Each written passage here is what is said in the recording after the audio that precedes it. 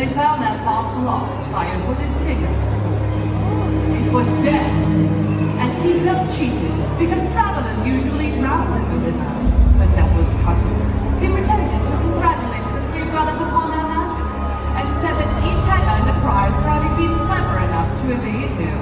The eldest brother, who was a combative man, asked for a wand more powerful than any in existence, a wand that must always win duels for its owner. So then fashioned him one from an elder tree that grew nearby. Then the second brother, who was an arrogant man, decided that he wanted to humiliate Death still further, and asked for the power to recall others from death. So Death picked up a stone from the riverbank and gave it to him. Finally, Death turned to the third brother, a humble and wise man.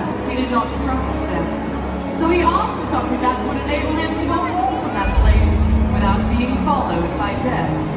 And Death, most unwillingly, handed over his own cloak of invisibility. In due course, the brothers separated, each for his own destination. The first brother travelled to a distant village where he sought out a wizard who he had once scorned. And the year of old women, he could not fail to win the duel that followed. Leaving his enemy upon the floor, the eldest brother proceeded to begin. He boasted loudly about his himself and the words made him invincible. But very nice.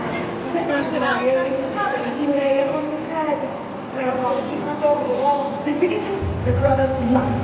So Death took the first brother for his own. Meanwhile, the second brother took the stone there, the palace where all the dead and turned it thrice and hand. To his amazement and his delight, the figure of a girl he once hoped to marry before her untimely death appeared at once before him.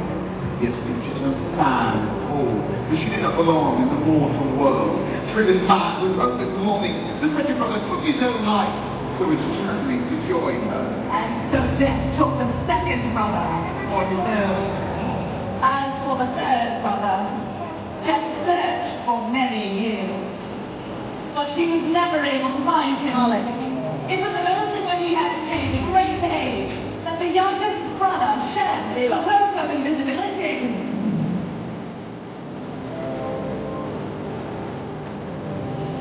And gave it to his son.